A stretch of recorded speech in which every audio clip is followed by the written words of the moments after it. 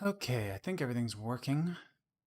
Took me like a couple hours to actually figure out why I couldn't stream to YouTube. Okay. So let's finish off this.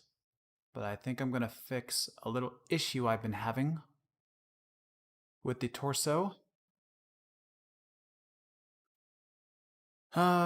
So how do I want to go about fixing that?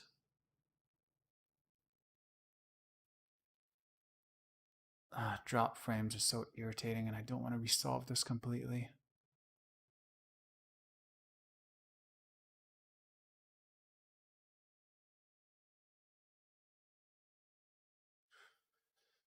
Huh. So.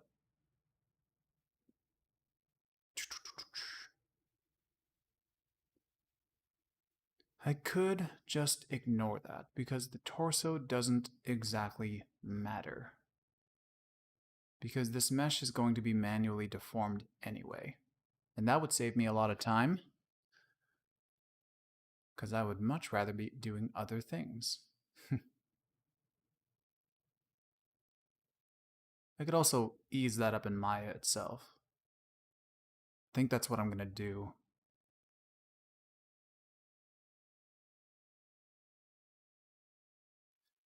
Yeah, I think that's what I'm going to do.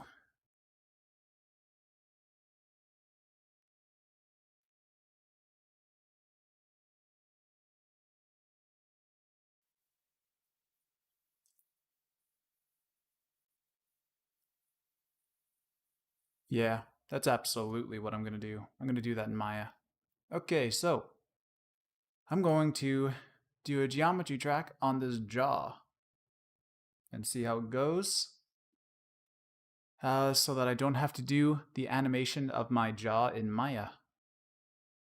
So let's hide all the meshes and jump. No, let's not jump over to GOH track yet. I'm going to spend a moment and get a point going for my chin. I'm going to start this from the center of the shot.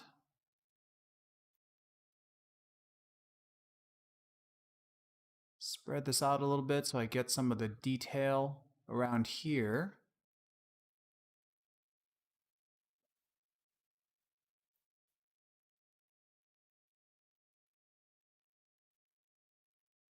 Can I see my chin dropping down a little bit? I'm actually going to...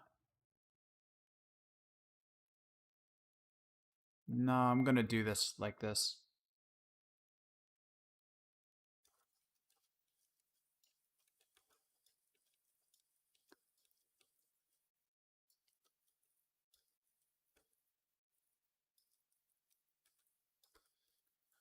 No more tracking after this.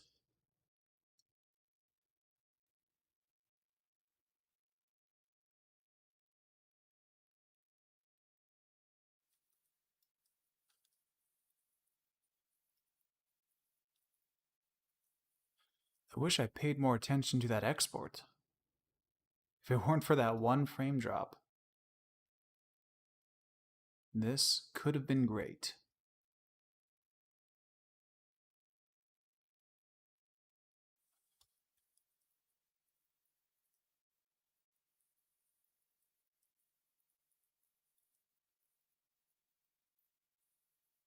Alright, one direction done. Reverse.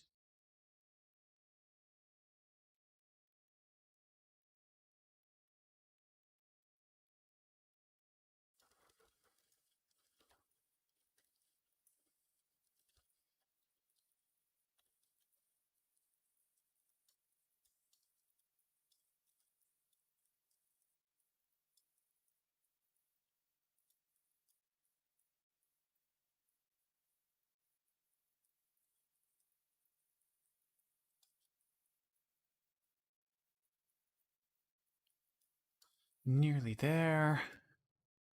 Oop, as I kick over my desk.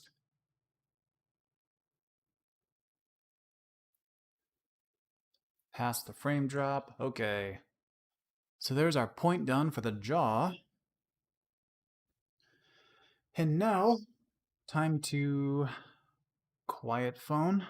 Let's just put you on silent. Okay, time to actually apply this in GOH. So I'm going to bring back the meshes. I'm going to hide my object 2. I don't want to see that right now. Object 2, hide, and hide the chest.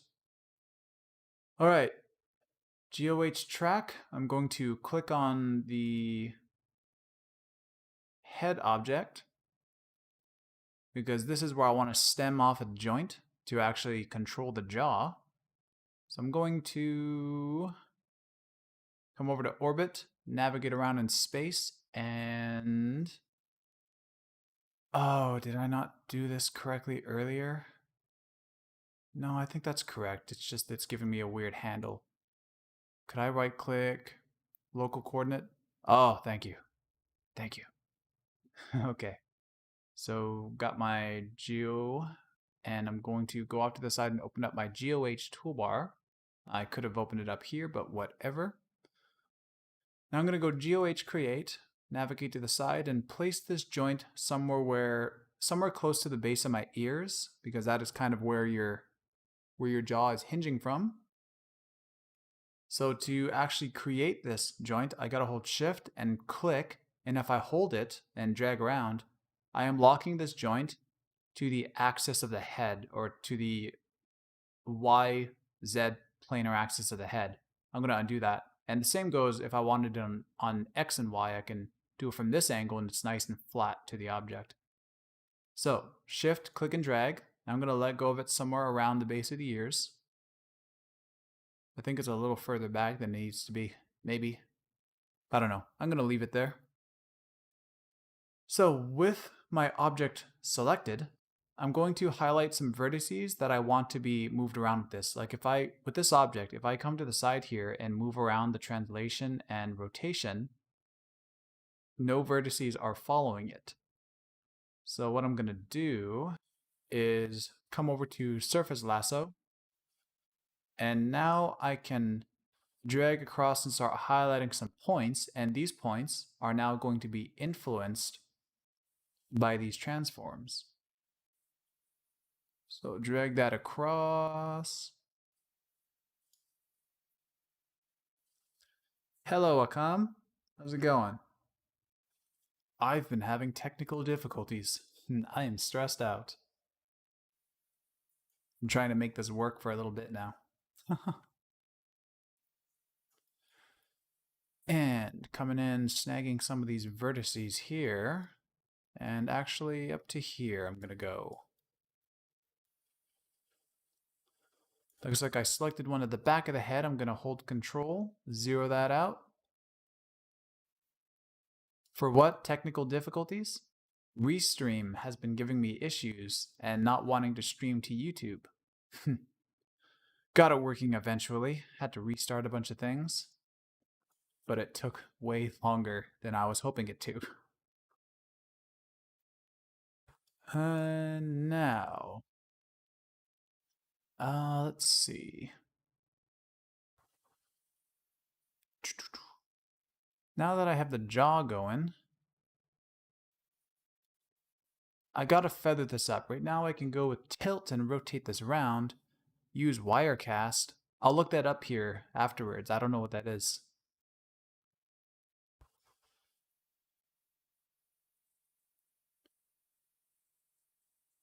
So now that we have this jaw painted in, I'm gonna go and come down to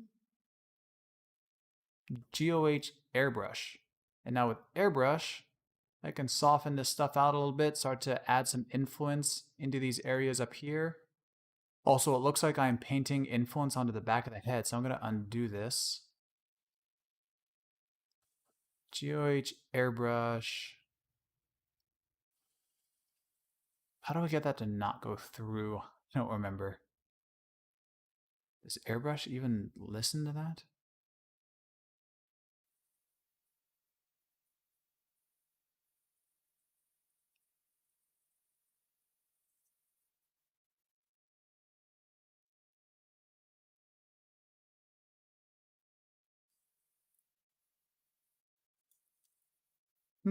I never noticed airbrush just wants to go through.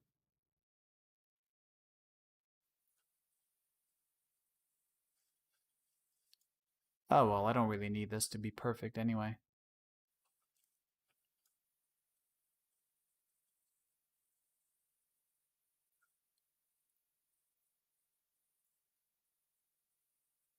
I'll clean up those back faces later.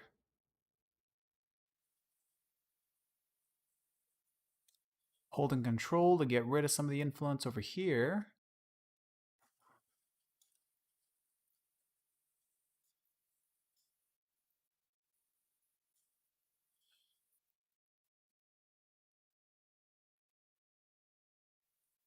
Absolutely could have sworn that I've been doing this for a long time without getting influence back there for no reason.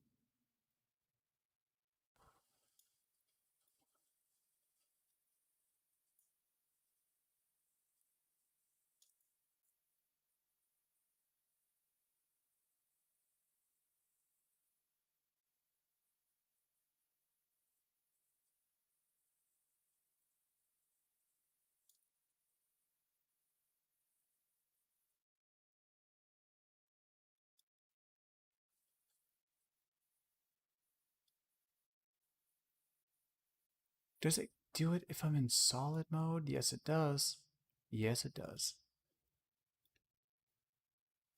But it is much easier to see when I'm in solid shading.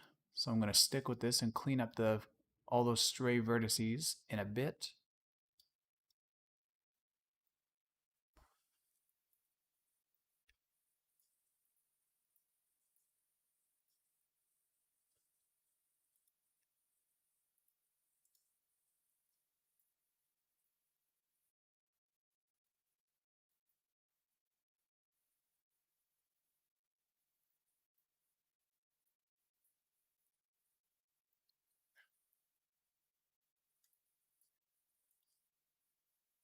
Okay, so this looks somewhat even. I'm going to control the tilt and see what's going on. So this looks all right.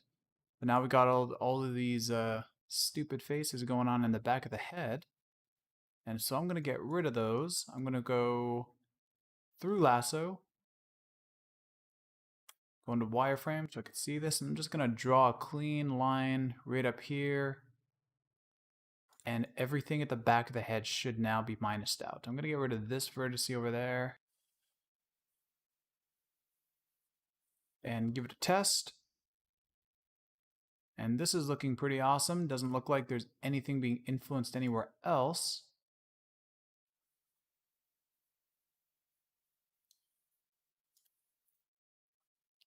So for the sake of what I'm doing, that is all I need.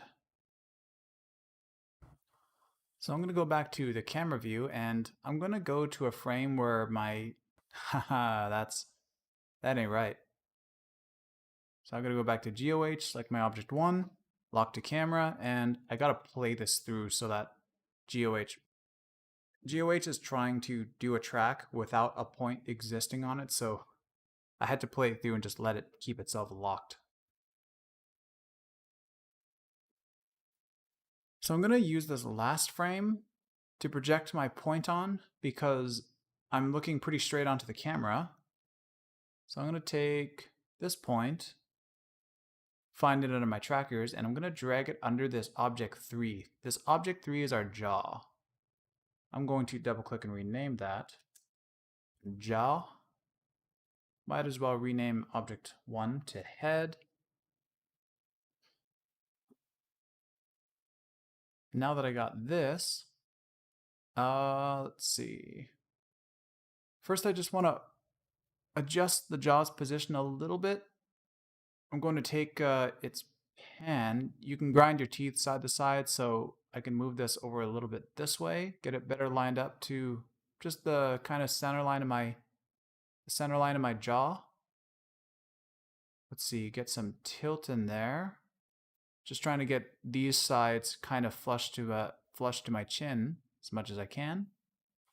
And now I'll take this point and I'm going to project it. So track, drop onto mesh. And now this point is going to drive the animation for this jaw. I am going to go back to the first frame, and I'm going to turn this key off. This key button here is used for the image-based tracking for using the mesh, because the mesh itself can actually track and solve my head, but it's not very great, so we're using a tracker to help it out. So I'm going to turn off key, and you can see now the jaw has moved because it's being influenced by the tracker. Also, I'm going to unlock the things here that I want to animate. So I might want this to animate, and I might want this to animate. Not roll, because our jaws don't do this. So I'm going to unlock pan and tilt on the first frame. And now when I hit play, we should see, yes, the jaw is now animating, and it looks pretty cool. Animating jaw. Good times.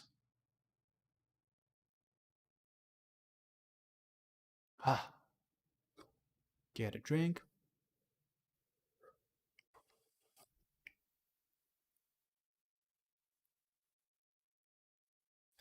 I think Russ fixed how influences paint weights in newer updates. Tried painting weight recklessly and didn't affect the verts in the back. I think they fixed it too. I do this in usually I do my GOH stuff in Syntheyes 1903, which I was saying at the start of the stream I could have sworn didn't affect me the way that it does here in 1709. So it could be it. I had to do it a little bit manually here, but it wasn't too big of a problem. But yeah, I think you're right. And he added a lot of nice little features like the blur brush and stuff. Also mirror weights, which is very handy. I wish I had mirror weights here. And did run into the similar issue though. Yeah, it probably is just older. Probably is just 1709.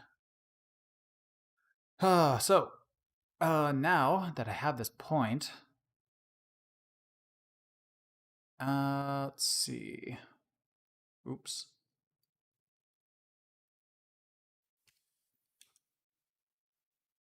Looks so great.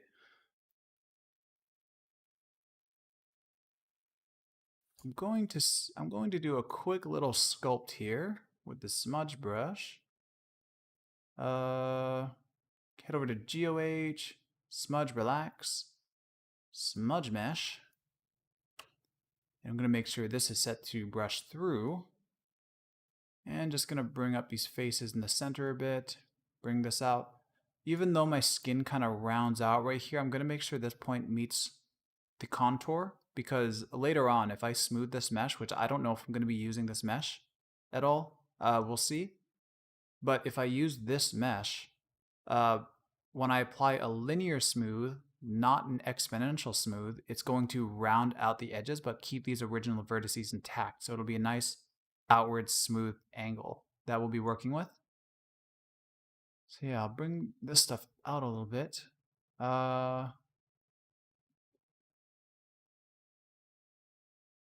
This is something I'm really just going to be doing in Maya anyway, but it's fun to use the smudge brush in Syntheyes.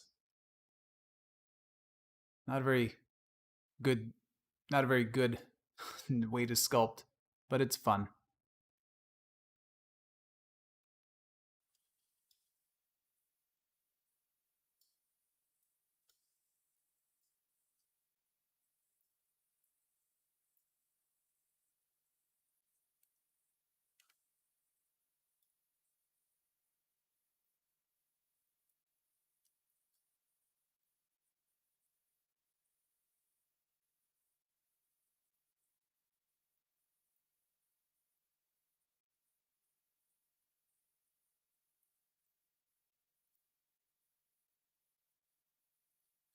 Getting there, and I'm just going to leave that.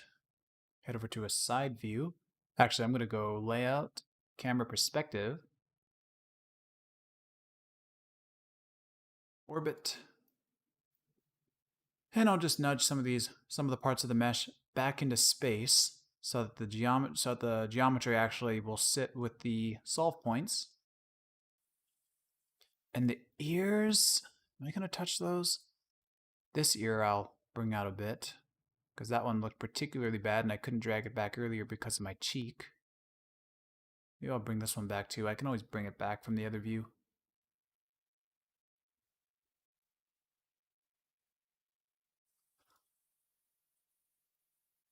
Not that I even need the ears, I'm just having fun with this. Oh yeah, I'm gonna stop that. Okay, what does this look like?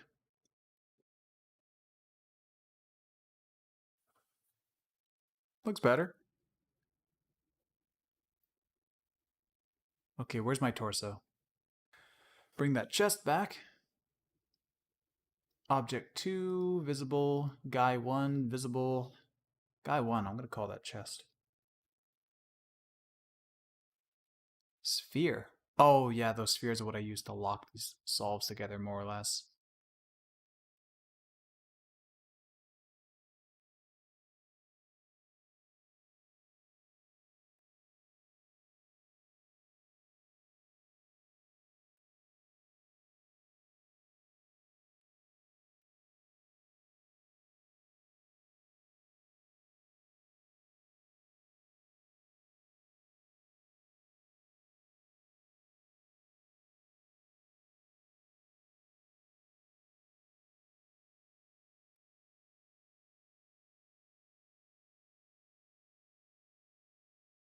Okay, back to it.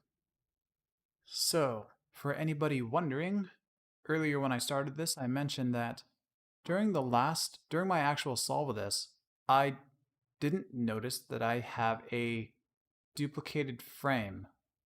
So my frame 1003 and 1004 are the same thing. I didn't realize that I exported this with some incorrect settings, and now I'm stuck with a little bit of a problem.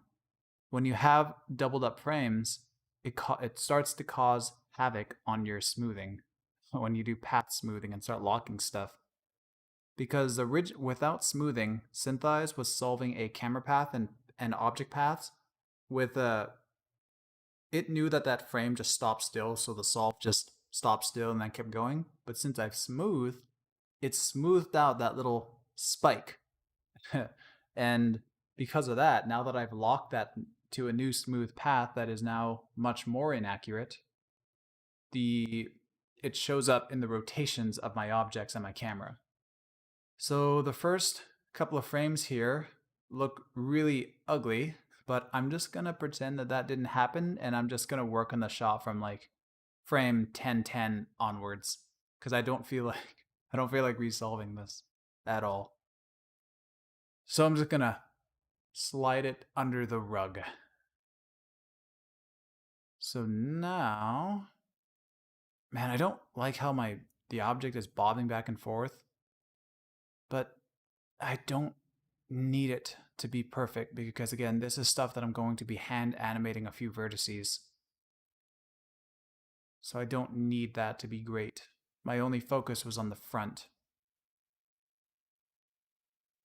So I think I'm just going to go with this as it is and jump on into Maya.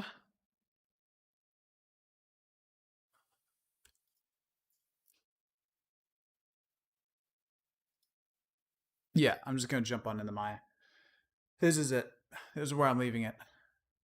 So I'm going to go File, and I choose to do this one as a FBX file because FBX is going to export all my geometry animated and also under its groups, and it's going to do a lot of things for me that just a regular Maya ASCII will not. And I'm just navigating to my folders on my other monitor.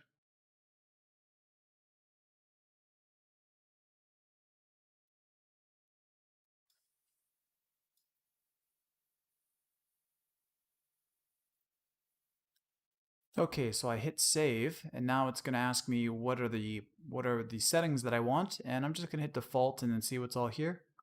So the only things that I want to change is I want this track to start at 1001. Oops, okay, I hit okay. Let's do that one more time. Filmbox, FBX, save as. Okay. The only setting I want to change is I want this to start at frame 1001, and I want my markers to not be a chisel. A chisel is just Syntheyes' name for a cone, how people do the upside down cones. But yeah, they call it a chisel, which I guess is more accurate. Or stake, I don't know. I'm going to change this to null. Null is going to give us locators. And I think that's all I want to do. So, okay. And now I'm going to jump on into Maya, where I'm going to go File, Import, and off to the side I have my other window. I'm just going to hit Control V to paste into the file name and import. Now that I've imported that, I can zoom out a bit and see that I've got things.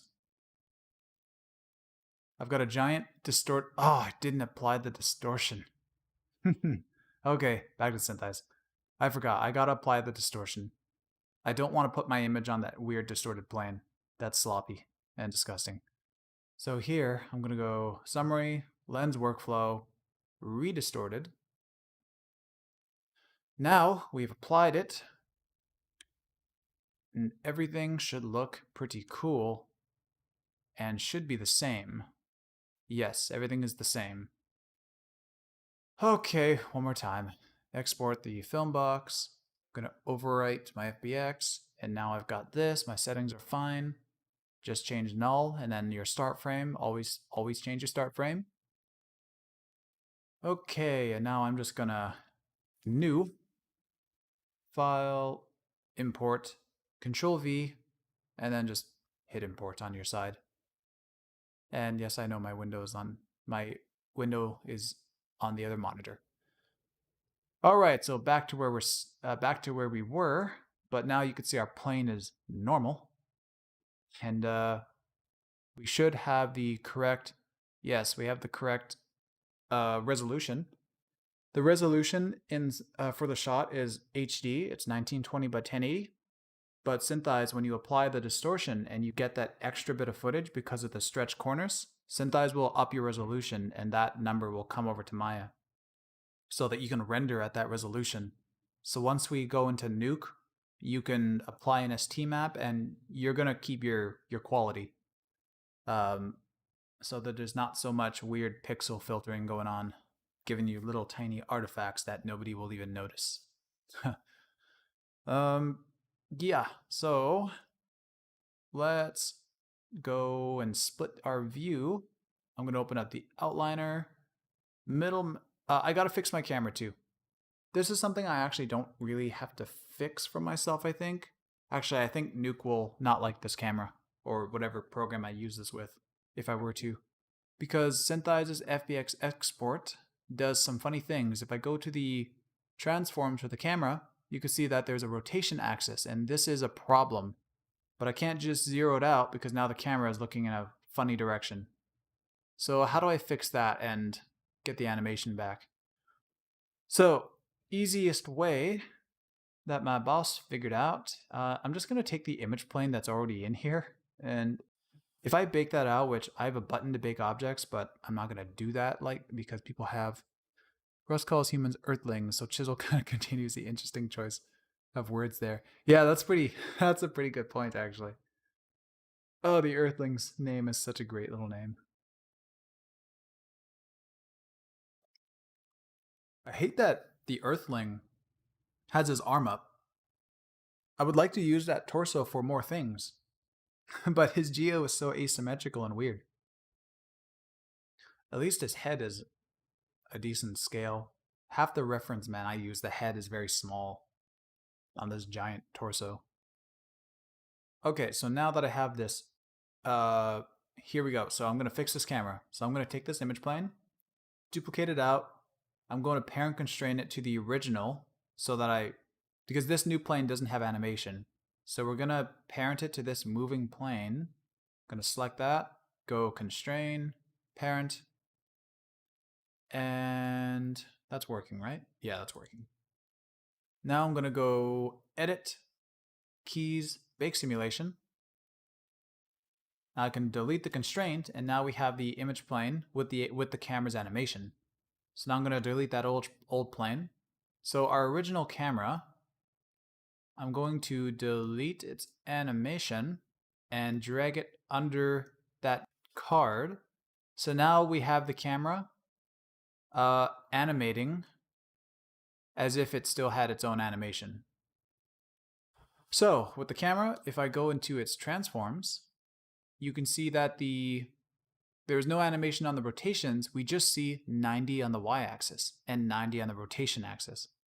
So I can zero out both of them. And so you can see it flipped one way and then flipped the other. And it is now facing in the correct direction. So this camera, I'm going to duplicate it out, Shift P, control parent it to the old one, constraint, parent. Now this one I'm going to bake its keys. So now our camera, so here's our final camera. We have the animation back all set up, and yeah, its axis is fixed. So I'm gonna middle mouse it over here, get it into the viewport, and I'm going to go to the image plane button, and I'm going to navigate and find my image, my undistorted plate, which I realized I didn't export this plate yet. So I gotta export this plate to actually be able to use it. So I'm gonna come here to save sequence, and here I'm just gonna click these three little dots so that I can go to a place and save this. Navigating to my folder.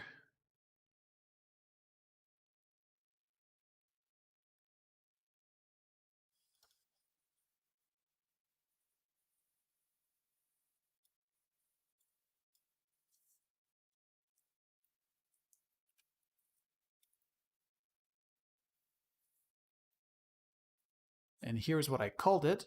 I just went and gave it the same name as one of my other plates, and new UD, save, and start. So now I have my plate. So I'm going to go over here, go to image plane. Now I'll find my shot.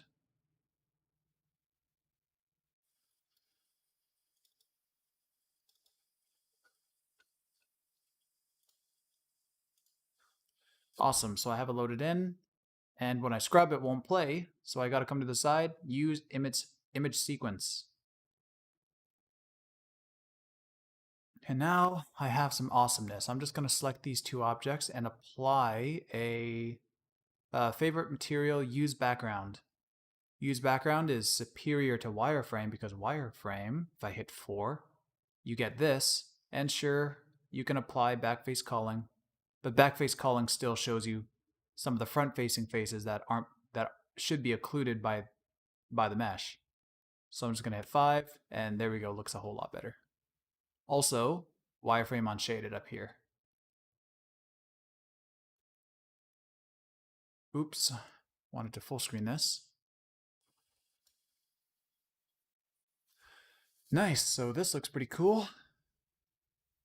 And now we are ready to start doing stuff in Maya. I gotta do a really crude little rig that I'm going to apply to this because I want my face and my neck to be one mesh that I can then start to sculpt a beard on.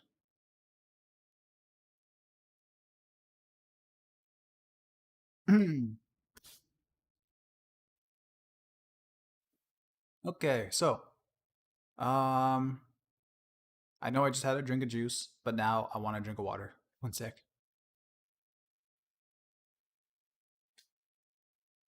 Okay, quenched. So next thing I want to do is I want to make a mesh and my own little rig of this. I'm not really going to use these objects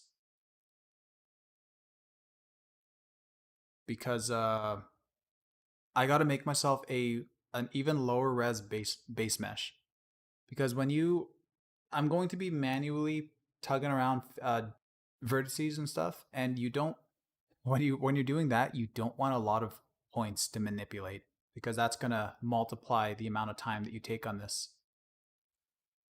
So let's go into a perspective view. Also get rid of the image plane, looking through camera. Wireframe unshaded.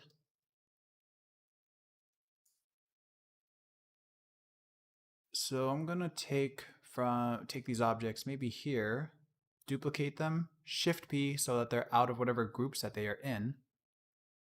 Also, I should probably move my camera over here. There we go. Just a little bit more out of the way of the settings on this side. Now that I have that, I'm going to zero them out,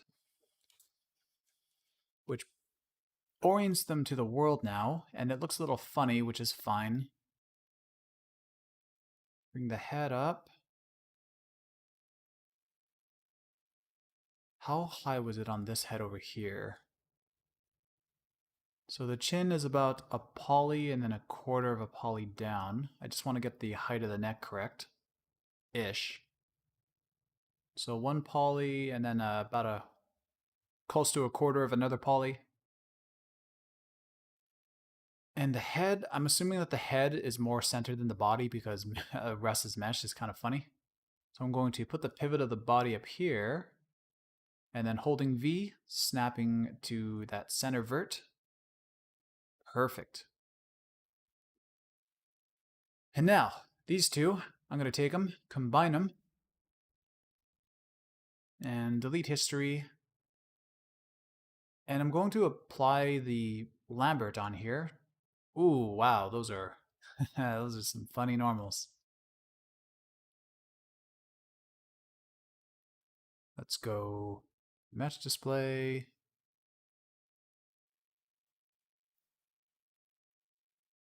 Oh, the other window's appearing on my other screen. Set to face. I went to mesh display, set to face, but for some reason this one just wanted to appear on my other monitor, all the stuff on this side. That's irritating. And now that I have this one mesh, I'm going to shift right click and go to quad draw. Oh, actually I'm going to undo that. I'm going to set this to make live, wherever make live is. Oh, there it is. So let's full screen this for now and shift right click quad draw. So I'm going to make whatever the lowest quality mesh is that I can possibly make out of this. Let's start with a giant ring around... You know what, I want to start from here. I've done this once before. I want to see if I can make this a little bit cleaner for myself. One face. Oh, I thought I was going to see that through. Why didn't I see that through?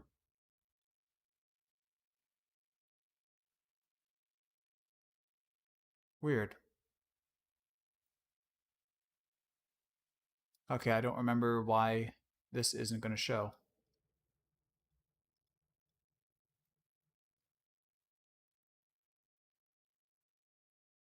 So there's some weird settings over in Modeling Toolkit.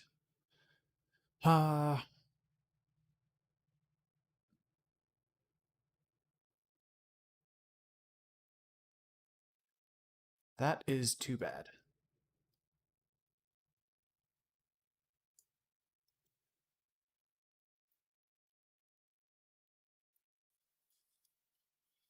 Okay, so I'm going to stretch one way out to the side. I'm going to bring this point up past the ear, just to give me a little bit extra skin there.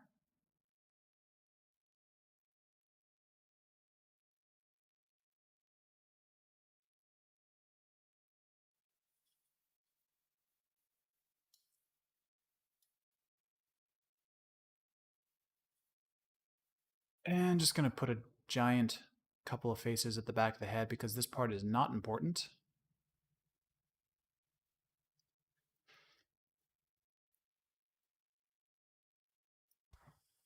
Oh, boo. These two faces are angled perfectly where I can't. Okay, I'm going to cheat. There we go.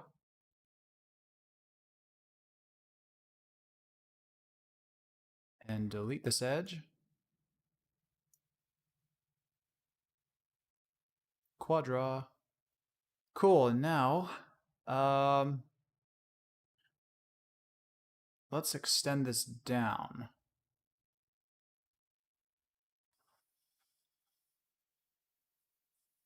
I wonder if I want to do this with a try. I can put one try in the bottom, and tries are not really a concern when you're doing Matcmove. So I can cut down on some more points.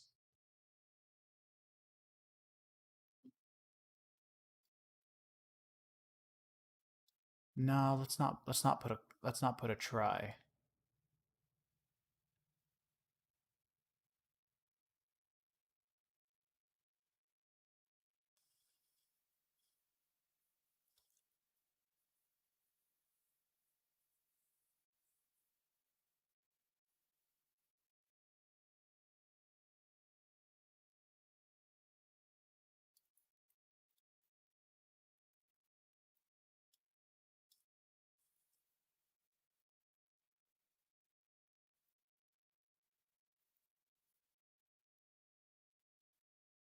I like that point. Cool, so we got rid of a loop down there.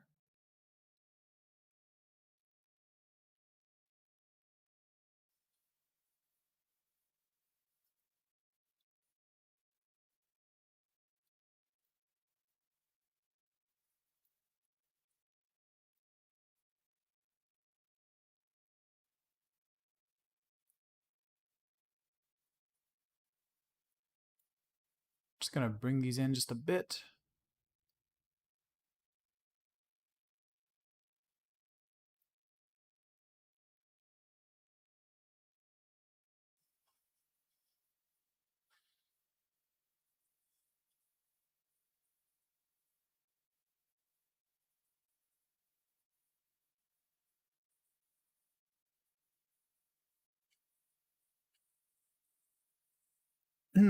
Okay.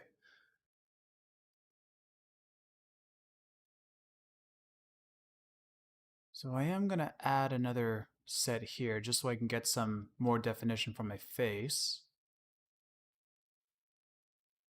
And then I'm going to try and stick around this level. I'm going to add a loop here. This point under my chin will be nice to round out my form.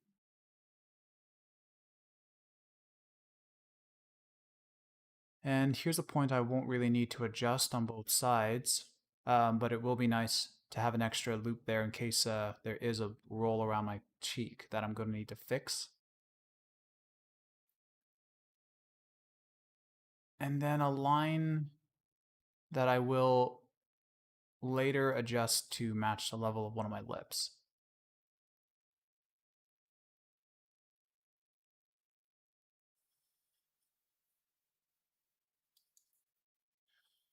Cool. So I don't really need to go much further down, but I am going to anyway. I'm going to select a loop here, hold shift, click down and drag, which then gave me an extrusion, which also stuck to the mesh because of Make Live. Good times.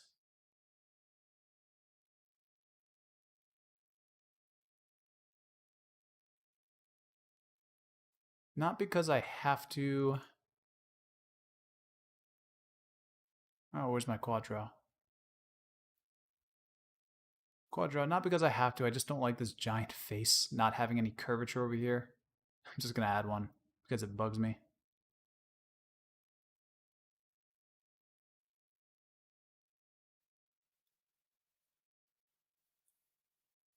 So I'm just gonna bring this side down a bit,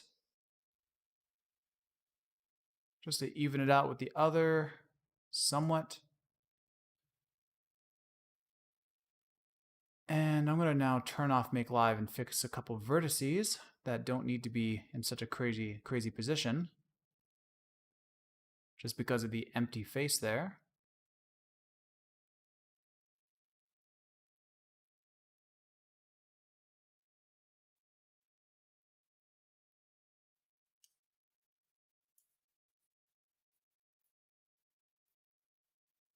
Okay, and Control I, oh, that's not a button I wanted.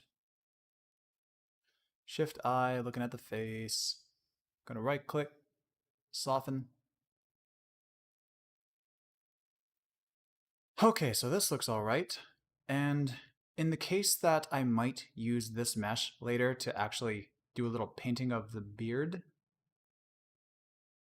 I am going to unwrap this. First, I'm going to go to front view. And I'm going to go mapping, project camera based. Going to UV editor.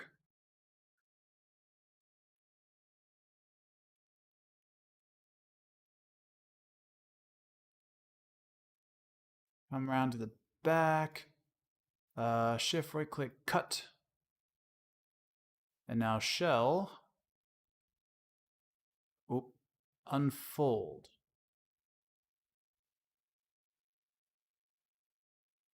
So pretty sloppy mesh, pretty sloppy UVs, but that's fine.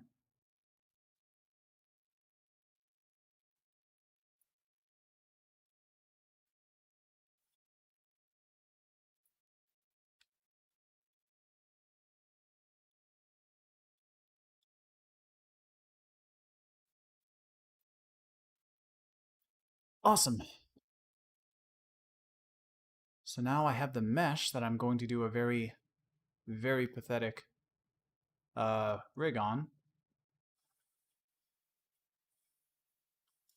Actually, you know what? I'm going to extend this head up a little bit just for visual purposes when I'm painting weights.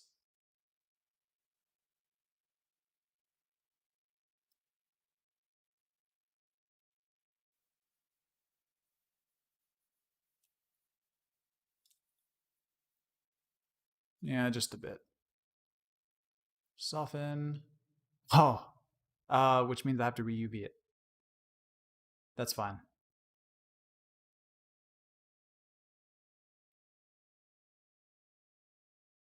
Front, right click, mapping, and camera based. Now select the back edge.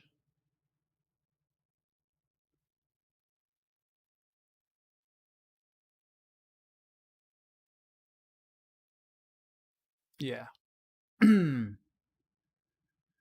UV, right click, cut, shell, unfold, magic. Kind of looks better this way too. That's cool.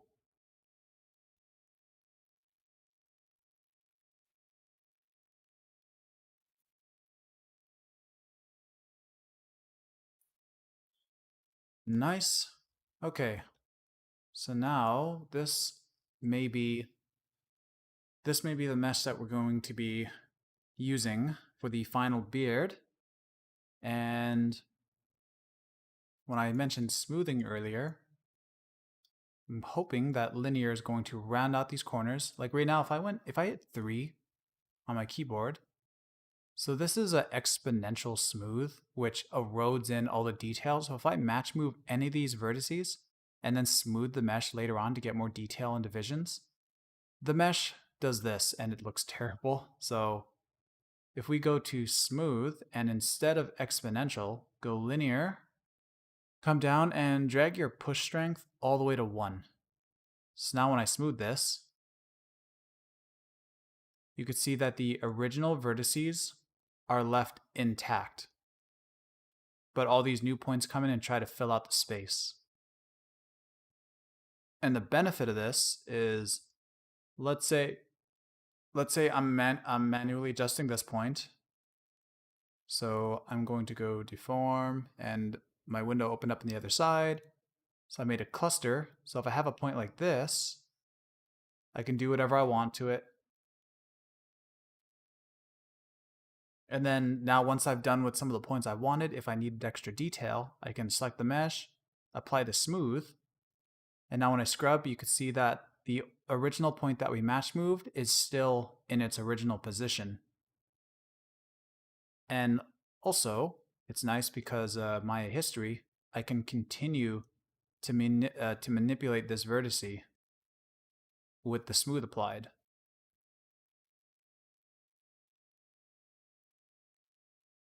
And on top of that, I'm allowed to go to these new vertices in between. I'm going to go recent command, cluster. I can now come in and further fine tune these points.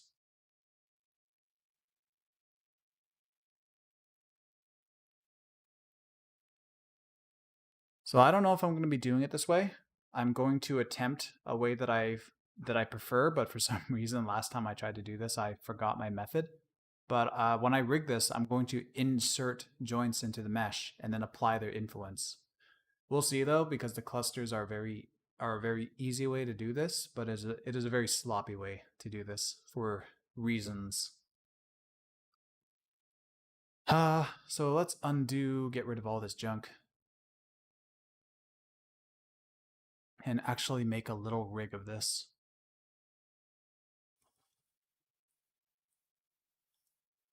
There are no more commands to undo. What? How? Why, Maya? Okay, so this thing here, I'm going to go into a quad view, get rid of smooth, get rid of outliner. Also hide this mesh I really don't need anymore. So I'm going to get rid of that completely. And now, I'm not the best rigger. So this is just a really sloppy thing that I have managed to be able to do myself. So I'm going to go skeleton, create joints, and I'm going to make a root for the chest coming up to the neck. I'll make a point here. Man, I can't see. Wireframe. Also, these joints are really small. Let's restart that. Skeleton, create joints, and short bone radius. What do I make this like?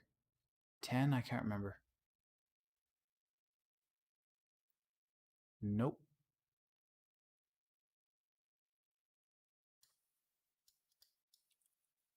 I know I can just adjust the joint size, but I want it to be bigger when I'm creating it. I know it had something to do with this. Can I make this like 30?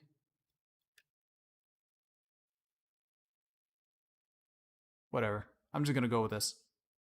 I was going to turn out the grid. I don't want to see the grid. So here we go. I'm going to click one for the torso, base of the neck, base of the head, and one up top.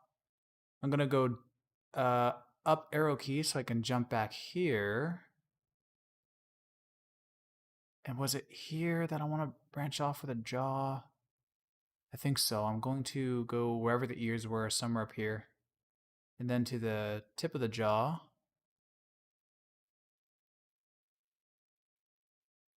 Okay, and potentially this might be it. So let's hope. So going back to a perspective view, I'm going to turn on X-ray joints, shading. Now that I have this, I'm actually just going to move this end joint over here. So I'm going to select the rig, the head. Actually make sure there's no history on this head. Also going to rename it.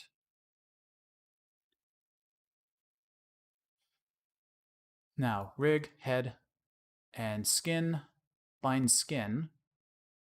So now I should have weirdness. Hooray, I do. Looks like a puppet. Now I'm going to select this head mesh and I'm going to right click, go into paint skin weights mode. And painting weights in Maya is fun. I'm not used to it. So here's just the way that I've kind of been doing it. I'm going to start at the root and I'm going to turn the opacity rate up and replace it with a full solid value. Then I'm going to work my way up to, let's say, the neck.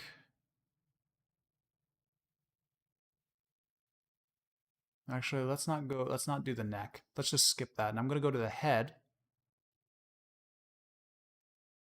And high weight every point up here.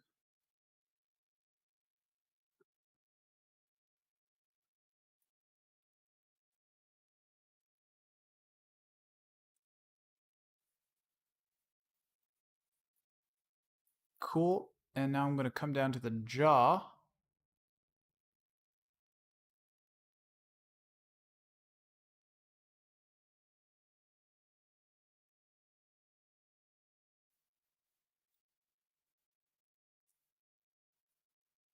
How far did I go over there? Oh, that's fine. One more on each side. Should I do this under? Yeah, let's do that under this under one. So now that I have this, I'm gonna go smooth and flood. Give it one level of smooth. Okay, let's see what happens. Let's see how bad I screwed this up. So if I select this one, cool. The head's moving. La la. And now the jaw, please. Yes. Oh, thank you.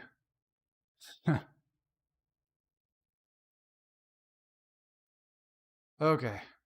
So it's okay. It's good enough for what we need. Oh, man. And what's nice is that I can apply a smooth and see it with more detail.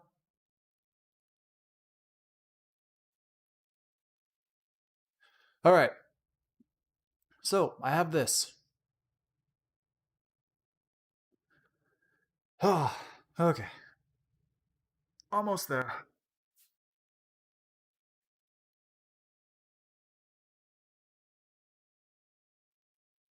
So now we're going to position this to the... We're going to position this to myself in the shot. I'm just going to switch back to my split view, close out my tool settings, go camera 2, and let's get a frame. Let's get a frame where I'm facing square onto the camera.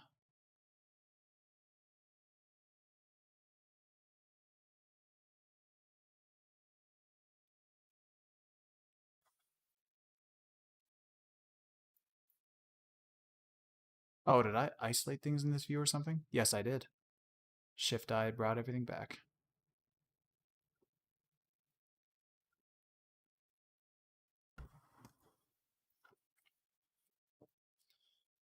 Just to match the rotation of the torso for this root joint, I'm going to select, I think this is the order, this one and then this one. Modify, match transformations, match rotation. Ooh, they have different things. Okay, I'm going to select this and snap it up. There we go. At least it has the same orientation now. I hope. And now for the head, over this giant weird joint, I'll do the same. I'm going to select that and then the head. And I'm going to go recent commands, match rotation. And yeah, it's going to look funny again. So holding J. Oh yeah, that was right. Holding J, bring it up right there. Oh crap.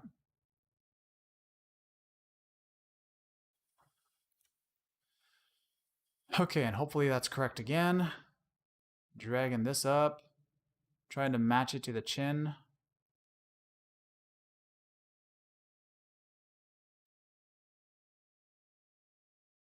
Okay, be something. Please be something. Just let this work. This is a very sloppy way to do this, but this is just how I want to do it for my shot because I just want a simple patch of mesh that I can paint a beard on. Otherwise, usually we would use a rig, we would set up a rig and actually do this properly. Okay, so now that this is lined up very poorly, I'm just going to go ahead and hide this, hide the Matcmove head, and witness the horrifying atrocity that is this. And let's hope I do this correctly now. So where's the stuff? So we have our head. Cool. And we have object 2. Cool. So I'm going to select object tool, or object 2, followed by our root joint. Go parent constraint, and I'm just going to use maintain offset. Now scrubbing, that part sticks. Now I'm going to select this head, or select the head and then our weird head joint. Recent commands, parent constraint. Does this work now? It looks like it. Yes. And now let's see. Now for the jaw. Or if I go under head, I should see. Yes, I have a jaw under the head. So this is this part. Actually, let's go here, apply, use background so we can see this. This jaw, Syntheyes was kind enough to give us an object for the jaw. And last I remember, if I constrained, I'm going to do something real quick, and I think it's going to go buggy on me, but we'll find out. So I'm going to select jaw, and then my actual jaw on the rig. I'm going to hit G because that's my parent. Nope, my last G command was use background. So recent command, parent constraint. Oh, is that actually working? I had problems with this before.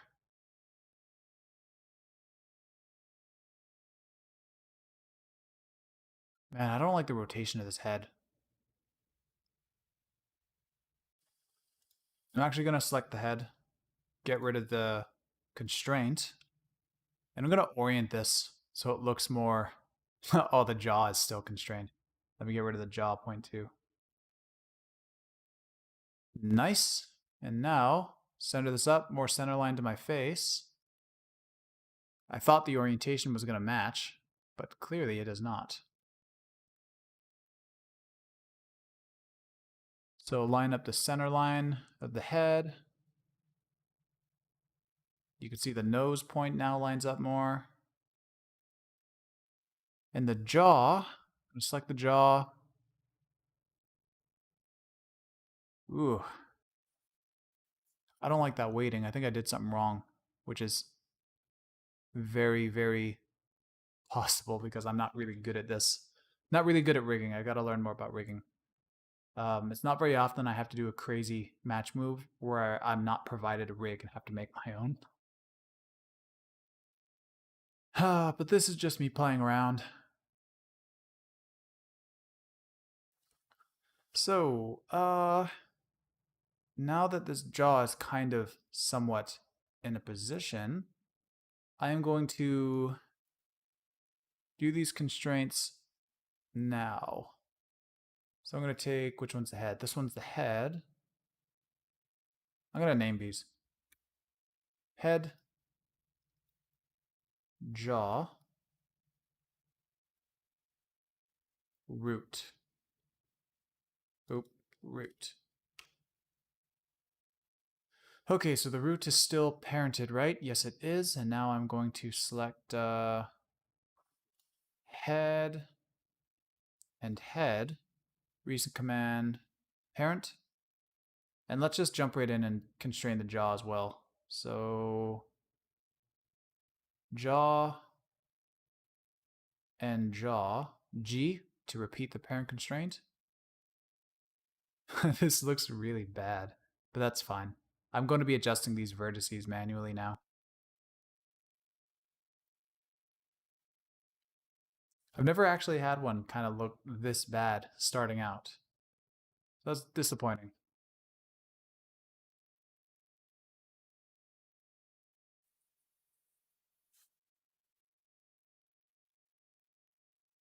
All right, so I'm going to start around my mouth and then work my way to the sides of my cheeks.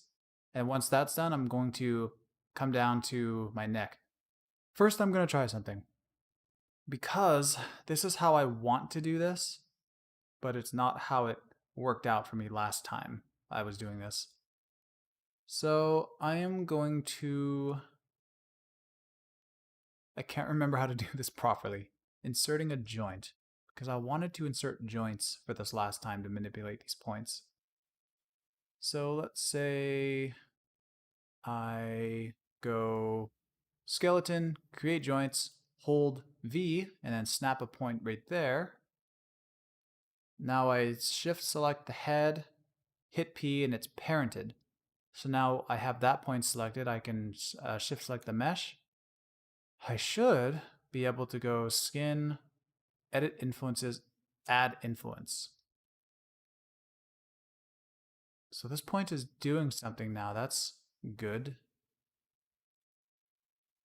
But it stole influence from this. Oh, I don't want to keep repainting points like that if it's going to do that. How do I add the influence just to a single vertice? That might be the problem that stopped me from doing this last time, because I can't remember how to do it. I don't do this on individual points. Last time I did something like this, I did it on somebody's arm, and there was a lot more polys on the arm because this was a rig. So it had a softer radius of influence when I inserted it. So I was able to, it was very clean that way. And the reason I want this point is because since it follows the rig, I can move and adjust the vertices and line them up so that they actually sit correctly on my skin. But now I got to use a cluster, and clusters are not fun for this. So let's get started. I'm going to start from kind of the middle here. I just like starting from the middle of things. And now, this point, I'm going to, let's see, I'm starting from the middle. I'm going to start from the middle of the shot because a cluster, when I create it on this frame, it's going to stay at this position in the world space. So when I scrub ahead, the cluster is going to be way back in the distance, meaning that the transform of this is going to be multiplied. And you might see that in a second. So I don't know, 34, going to go deform, and cluster appeared in my other window. Clicking that, and now with the cluster, I'm going to line it up, and the cluster is what I will be animating. Do I want to put it here, here, or here? I'm going to put it right here. All right, so there are tools to stabilize on a vertice, so you can frame by frame see what it's doing, but I don't want to use a script like that right now because it's not very accessible to people. I have one, but I can't use it here. So here's what we're going to do now. Oh crap, I deleted it. Okay, so I'm going to key that cluster and frame. Also, I'm going to shrink this way down.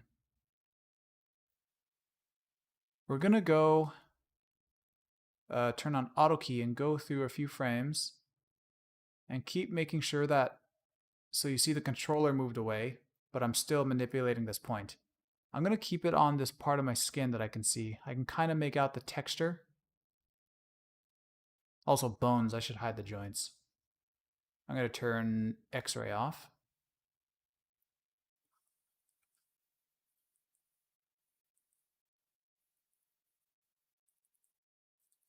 So this is a very imperfect way to do this. But thankfully, on a shot like this, you're not going to notice slide really. This is for those insane people who download footage, track it just so they can see the problems. But yeah, we're only really interested in the really big movements.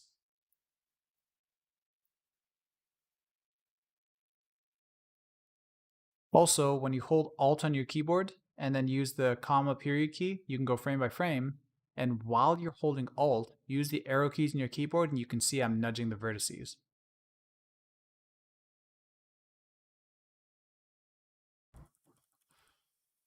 Thankfully, there's not much work to do on this point because it is one of the ones that's being influenced by that GOH tracker that I did.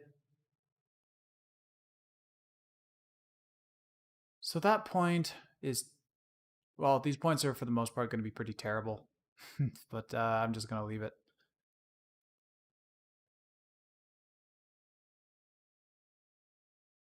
And let's see. I should have started this more at the center of the shot, not over here where my face was head on. So I'm going to go right to the middle this time. Select a point, create cluster, bring it out a bit.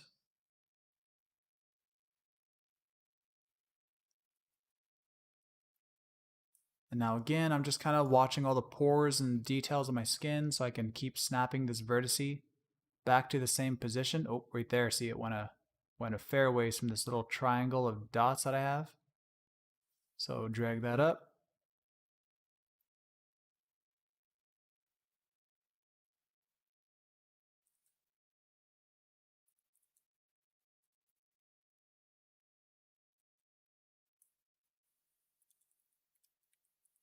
I'm also going to be extremely careless with this because otherwise I'd be spending hours on it. And it's not something I am excited to do streaming. Oh, I lost the dots because of this thing's in my way. If I hit Q on my keyboard, that we don't see the controller anymore. But now, because it's gone, I can't just drag with my mouse. So I've got to use Alt and then arrow keys to nudge this.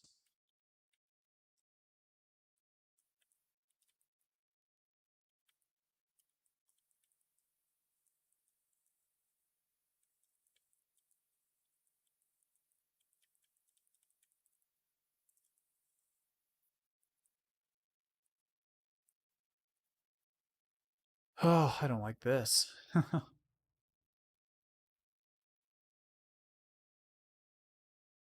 But it does look fine when you play it, because this is a shaky shot.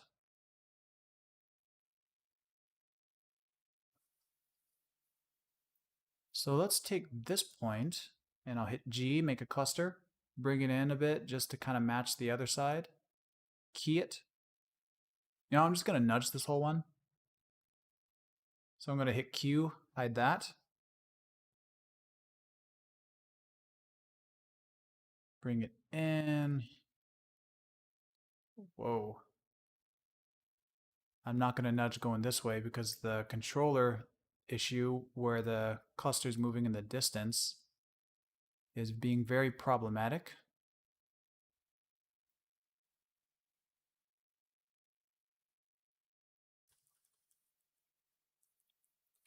Wow, this part really goes up here. Or does it? Am I just seeing a new fake? No, it does kind of go up. I'm doing a little smirk and I'm kind of watching this little black speck right here. Man, that doesn't feel right though. I'm going to go with it.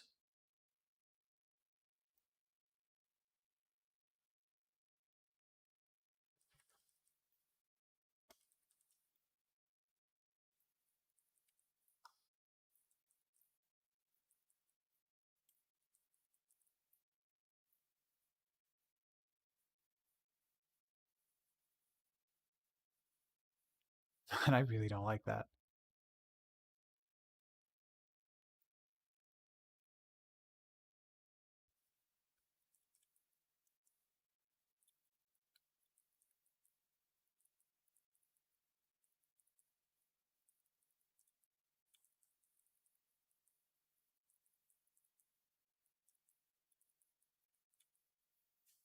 Okay, do a quick little watch of this and see that the points around my face are looking a lot better.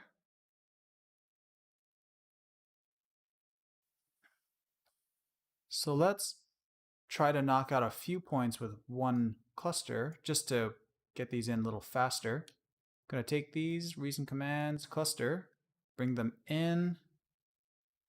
And for this large point, I'm just going to worry about the contour of my face so that the beard doesn't look like it's sliding off your face or something at the sides. So There we go. Get that little edge in, bring it out. Just trying to get the edge of my skin.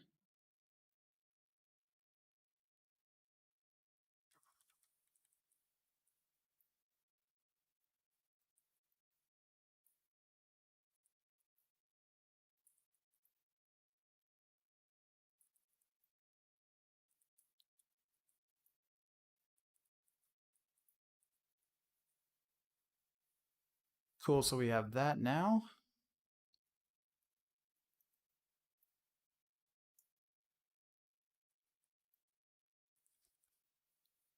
Again, just keeping these cheeks out.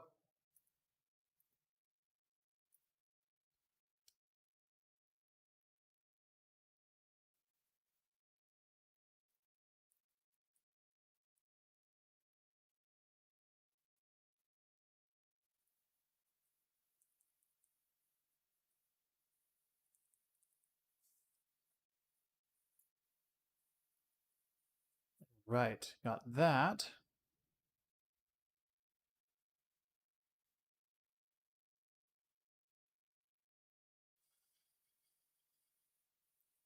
I'll adjust this point later. I just want to get the big gradual stuff here. Should I do my chin next or the cheek? I'm going to do the other cheek real quick because it just looks so stupid. I'm going to start. I'm going to grab this, and this one. Start right here. G, get a cluster.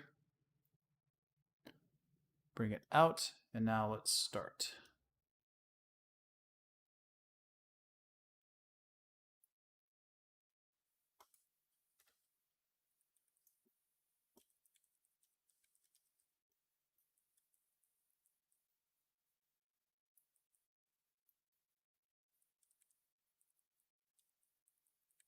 Bring it up.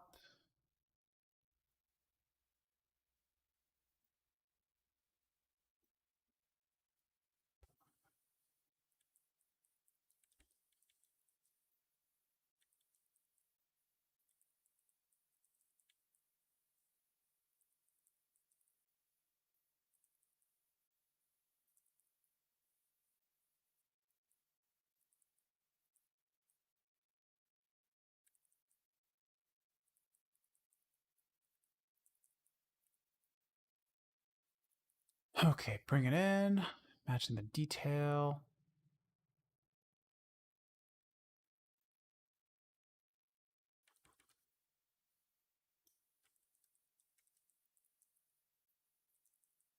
These points will need a good amount of fixing.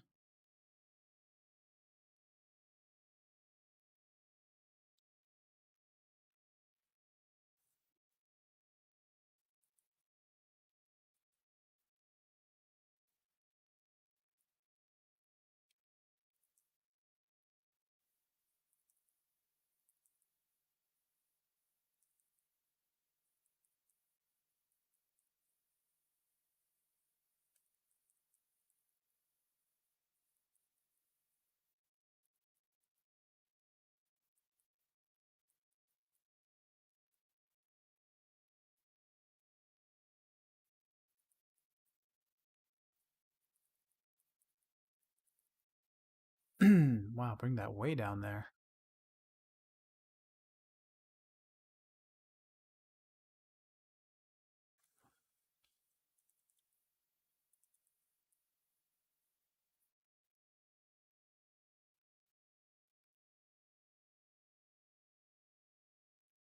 Okay, but at least it looks okay on the contours.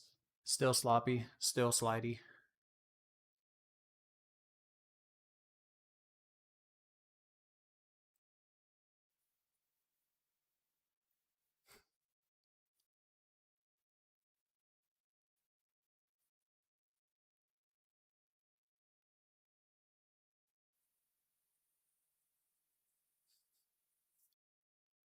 Okay. Let's get the chin out of the way. Hate that chin.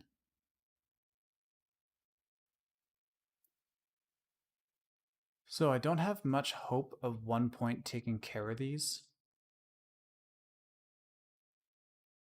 but we gonna try. So G, make another cluster, and I'm gonna bring, actually, let's include the middle point as well. Create cluster, bring it down.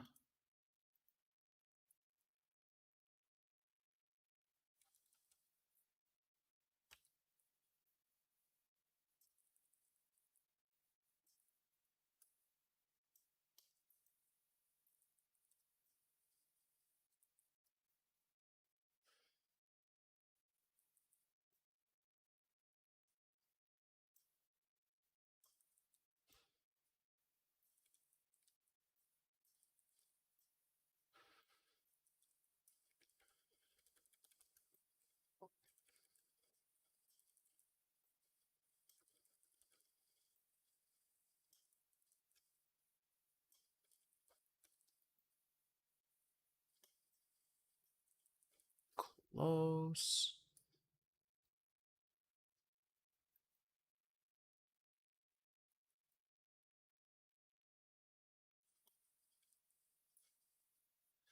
Okay, another little watch. Yeah, it looks all right.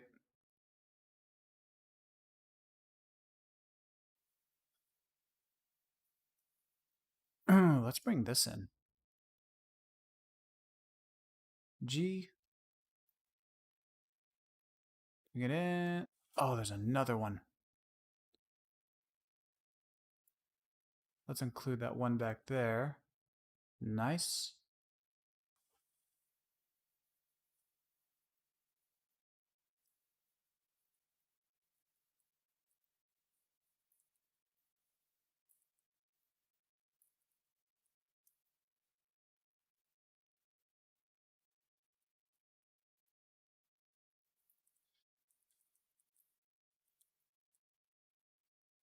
Okay, and I'm not going to touch that anymore. Just come over to this side. Get this quick sloppy fix out of the way. Whoa, that part's bad. And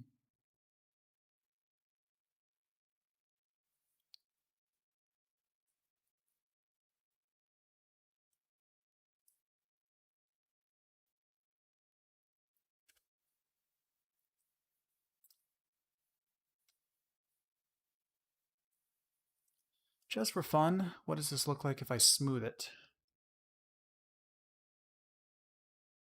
That's kind of looking cool.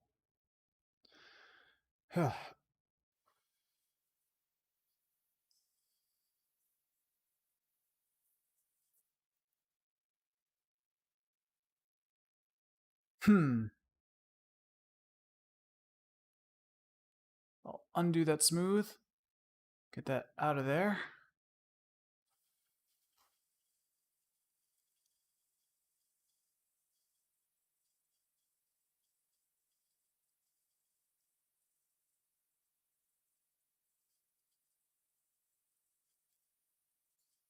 So something I'm going to do is, can I sculpt this and just leave it there? Will that stay and not look bad?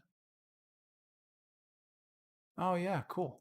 So I'm gonna bring that point down a bit, and I'm gonna use Logan beard. Which Logan? Man, I had a shot of it. Where did it go? One sec. I actually have a shot. I did this render before, but I want to make it a little bit better. Where is it?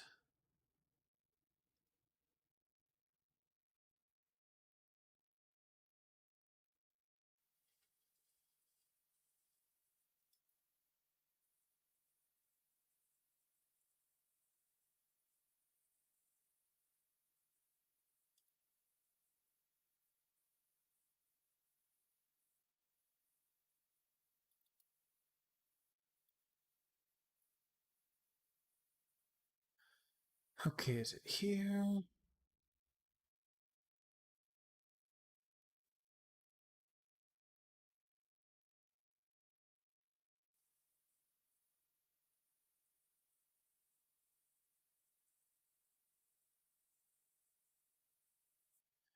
No. My first attempt at a beard was this. And this was me, like, I wasn't very experienced with my method of Matcmove, which I actually think I don't even need the neck for the Matcmove, honestly. I'm just doing it for the sake of having a video online that shows a cheap way I do it, because I don't want to do it the proper way. But this one's very sloppy. Yeah, it's not bad. That's good to hear. The I didn't have all the passes and stuff that I needed to render it correctly. I think this is very close to just the beauty render out of Maya. So I didn't really do much to adjust it to match his actual hair. But yeah, I don't know where mine went. There's a picture of it. Where is it?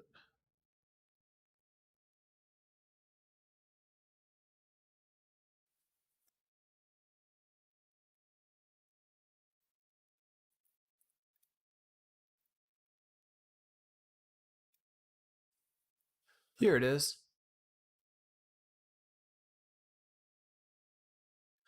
I have this fully rendered out. It was a very, very fast, patchy, terrible beard, but the render looks pretty cool. But yeah, that's how that looked.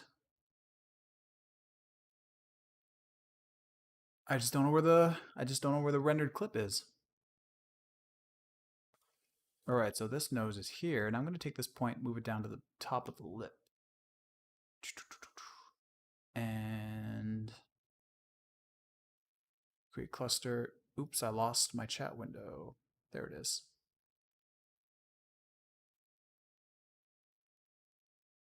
So key it there. My goal is to keep this one on my lips.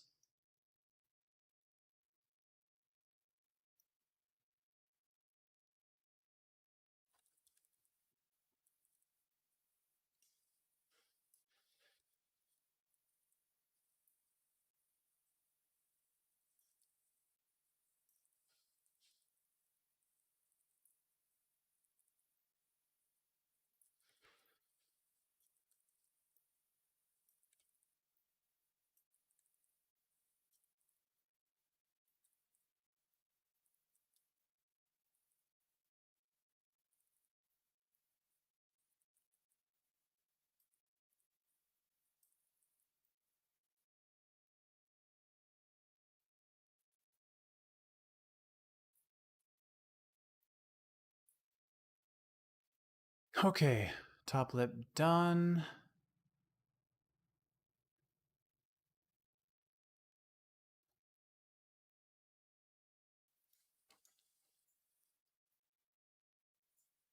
Okay, I'm gonna do this one as like one cluster.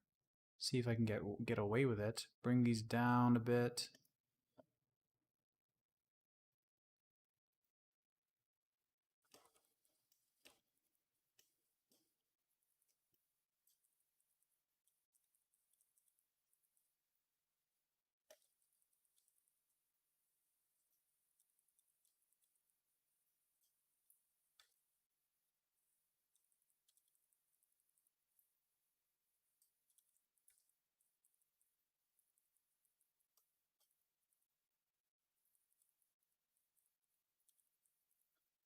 Bring that up.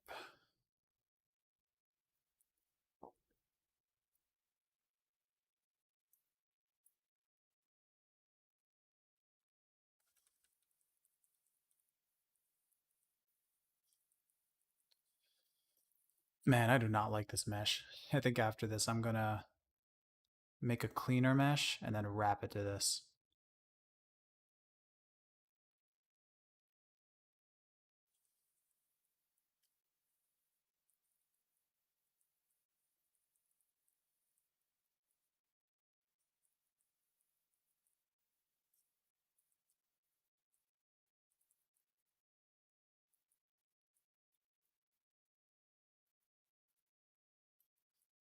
Oh, those points won't match there. That's too bad.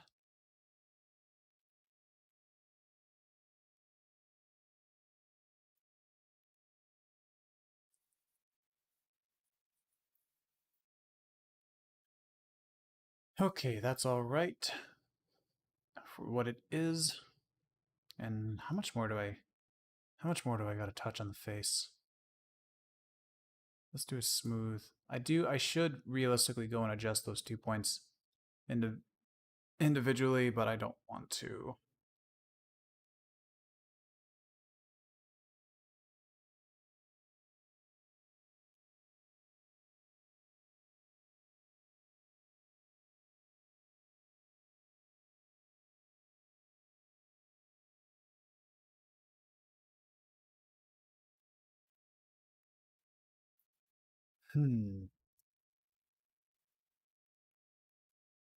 Actually, let's get rid of that smooth, and I'm gonna put this onto a color layer.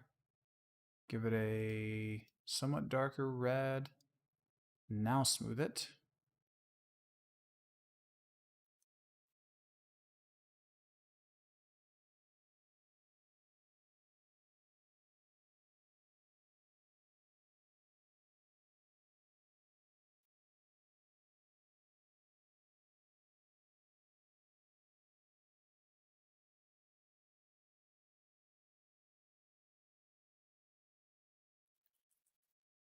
Okay.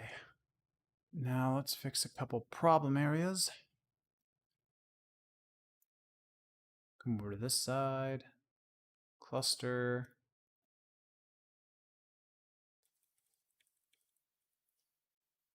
I'm gonna zero this out on this frame.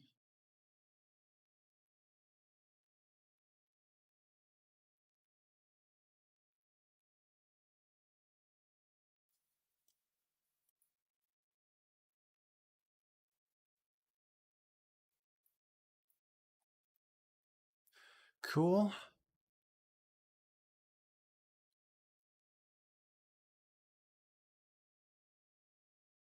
And this part over here, oops, this part over here looks particularly bad.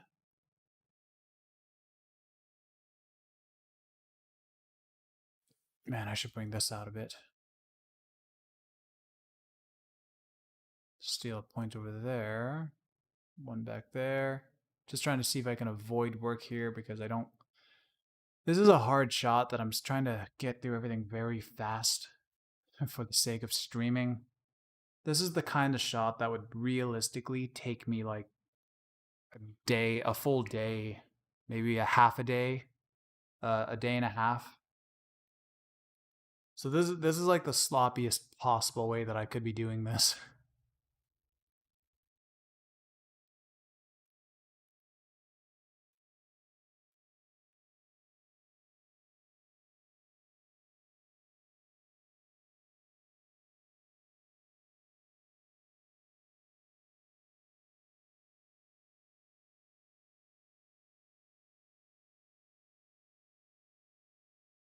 Ugh, that part's bad. Whatever. I don't need to go, I shouldn't need to go that high up. But also these points up here, I'm going to need to bring them up so that the smooth, at least at this part, doesn't go and make this weird path with the linear smooth.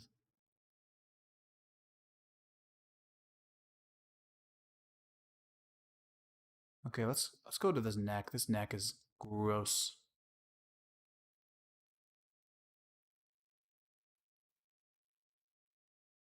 Okay.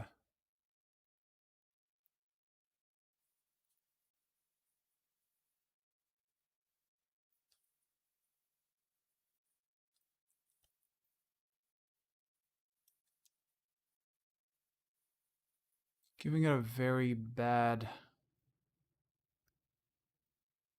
position. Like, very bad.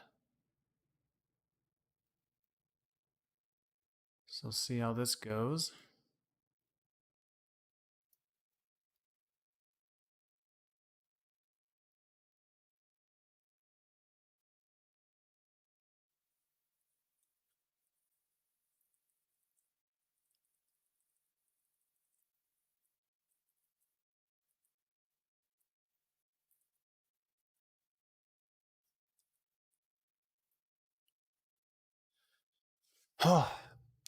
Yeah, this method is very not. This is the method that I primarily use when I'm deforming paper or something.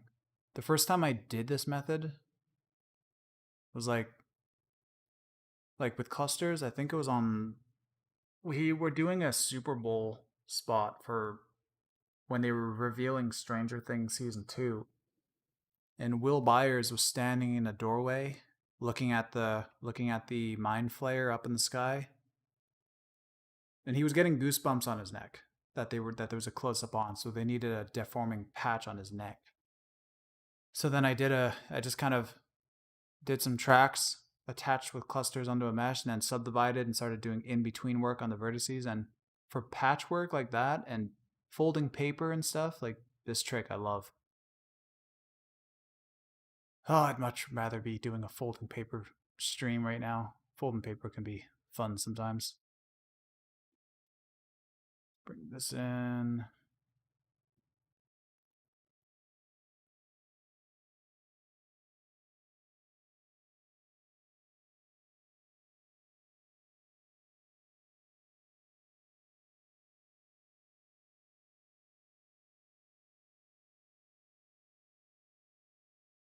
Bring this out. Maybe this one too. And I'll do the same right here.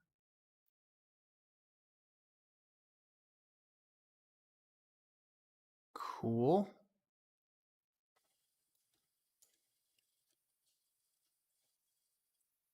Let's do another smooth.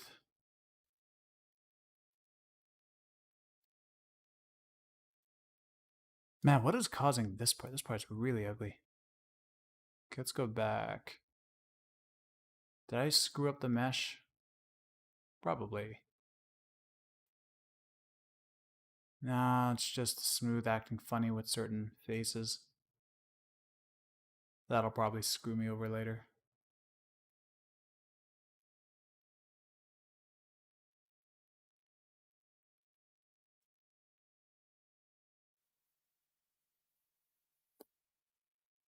Hmm.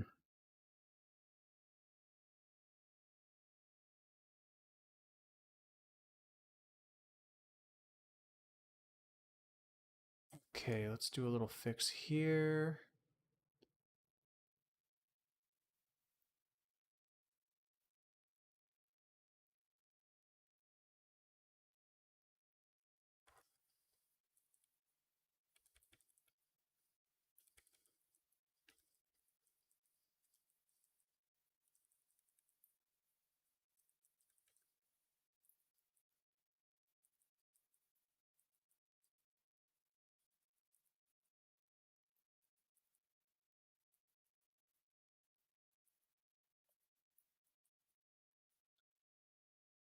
Okay, so I have that point. I'm gonna do something a little drastic here.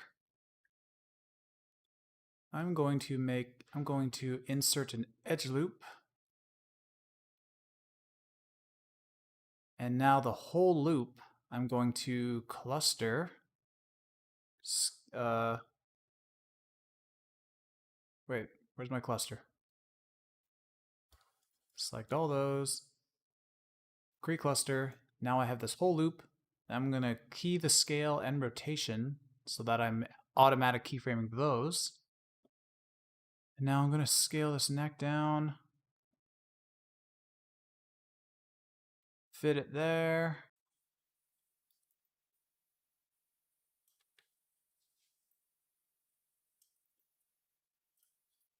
This is going to be really bad. Oh, it did not like that. This is breaking things. Okay, let's get rid of this cluster. Okay, so this does work by itself. I just can't scale it, I believe. So here's what I'm going to do. I'm going to select this whole ring, cluster the whole ring, but now I'm going to right click, go to paint, cluster. That's not what I wanted. Mesh, right click, paint, cluster. Ah, here we go. What point was that? That would have been 13, 16. Ah, there we go. Now I'm going to open up the tool settings, replace with a value of 0, flood it all. Bring back to 1, and I'm going to come and paint this ring in.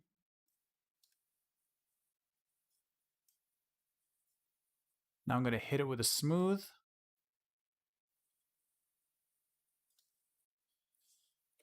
Okay, and let's select our last cluster. And now I have this gradual movement in, and I don't have to scale for both sides. So this should not freak out now. It does not. Happy track.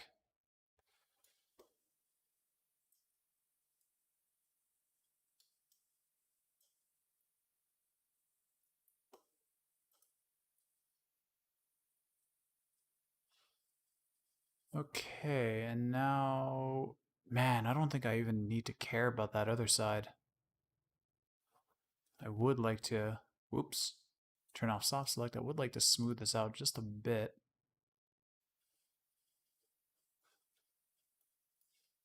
What's this? Hide that vertice. Bring this one up. This one in. Let's kind of round some points up a little bit.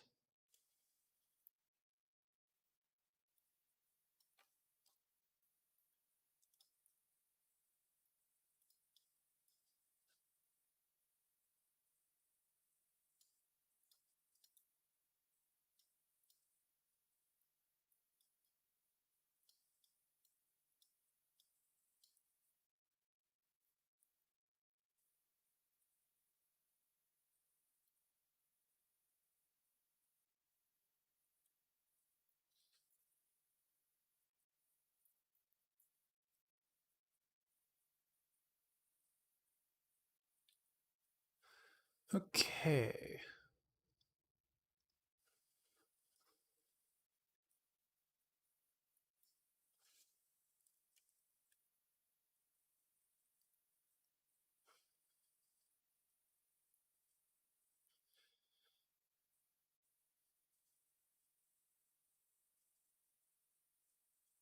So I didn't do much to the neck, but let's see what this looks like with another smooth. Oh, a little kink up there.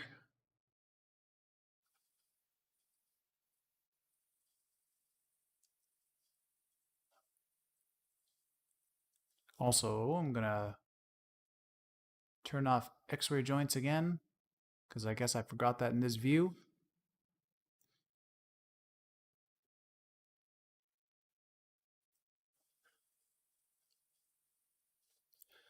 Oh man, I wish I did this properly now. I might have to redo a stream like this one day using the proper method, because this is not great. And plus man,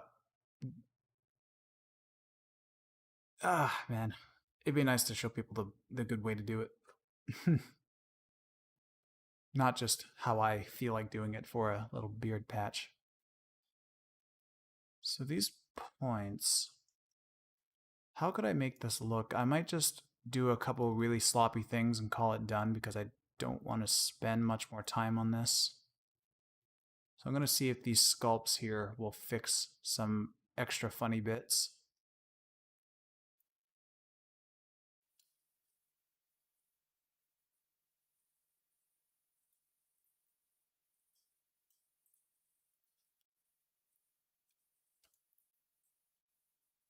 So take these points, bring them up.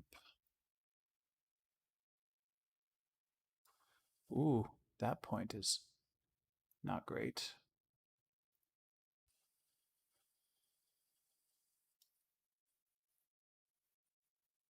This is where typically I would add some more clusters and animate these contours.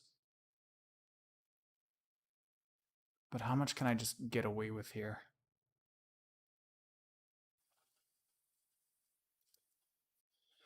That doesn't look too bad.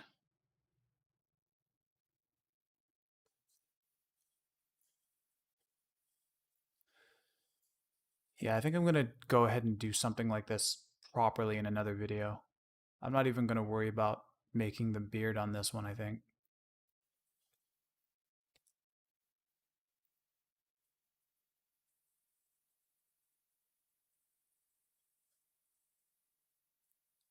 Surprised I got it this far.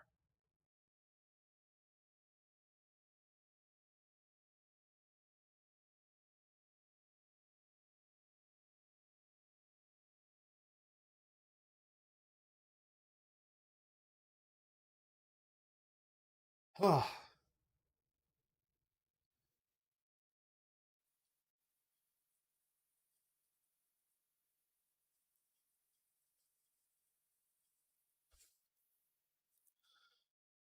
I think I'm gonna leave it like this. I think I'm just gonna leave the mesh at it as it is, like this, and I'm gonna try and do this with slightly better methods in the future.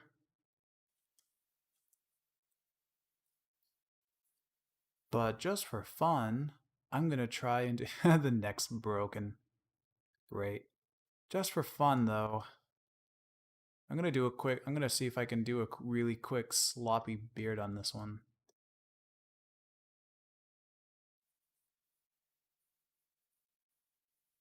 I don't want to. I'm gonna do it anyway for fun real quick.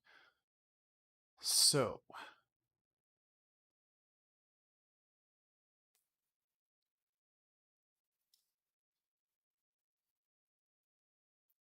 for anybody watching that actually kind of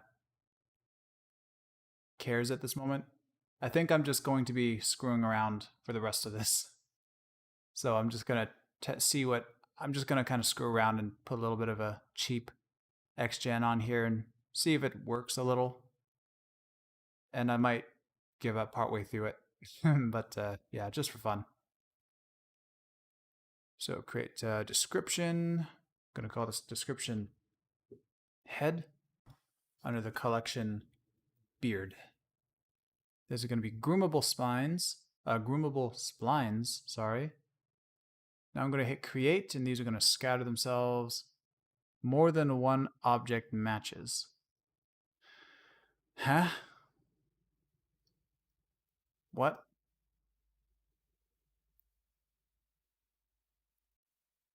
What did that mean?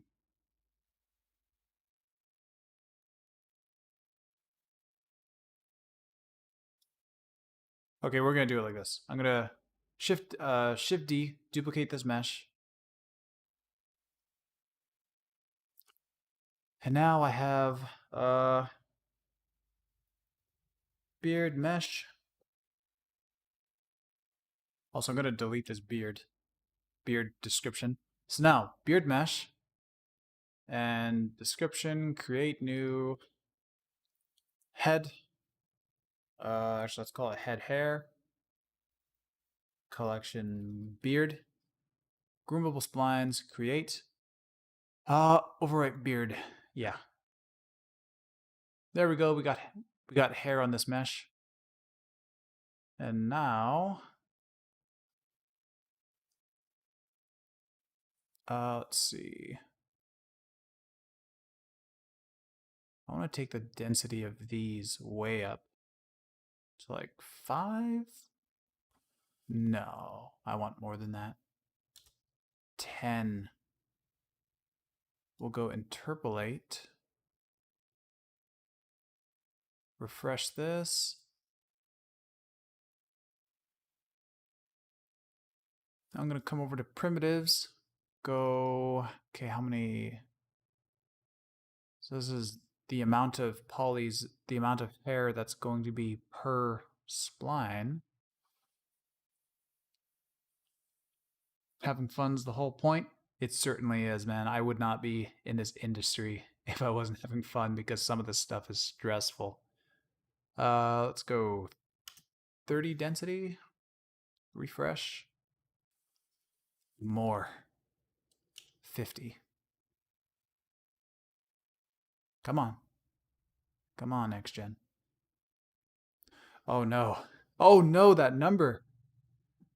30,000. That was a big mistake.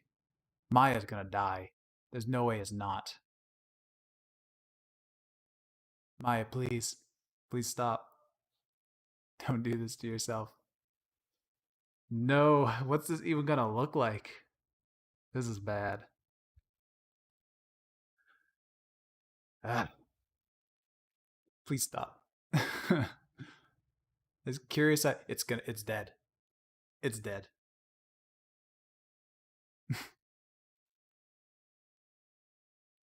Whoa, is it doing something?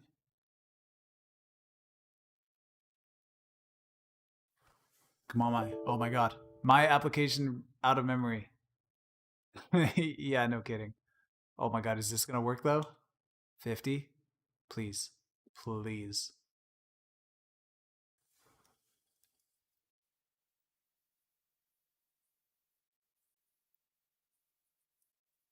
It's screwed. Oh, I didn't control S before I did this. I think I'm done.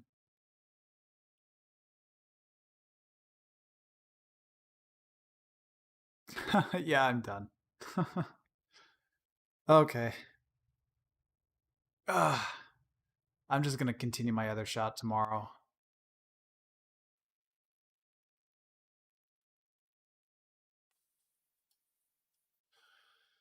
Yeah, tomorrow I'm going to sculpt my monster for the scene.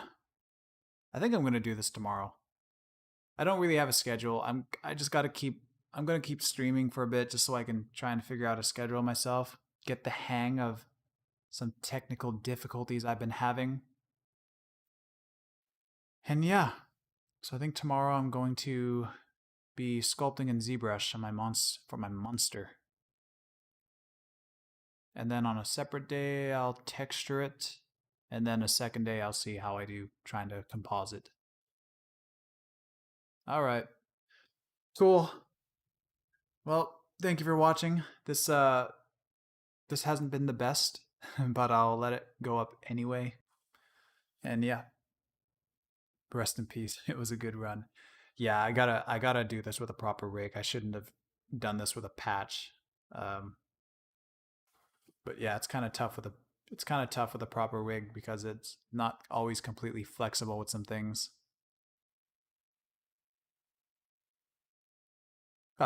Yeah, a rig is not always completely flexible, and if you don't like very properly plan out the controls and stuff that you're adding into it, it's kind of hard to manipulate things around later without making it super dense that the history just bogs down Maya and you can't Matcmove and watch anything in real time, because that's another thing. The more polys you have, I mean, it's Matcmove, you got to watch this stuff in real time. You could play blast, but then you're just taking so much time out of it. All right, well, cool. Thanks for watching. I'm probably gonna do stuff tomorrow around 8 PDT, but yeah, we'll see. All right, bye.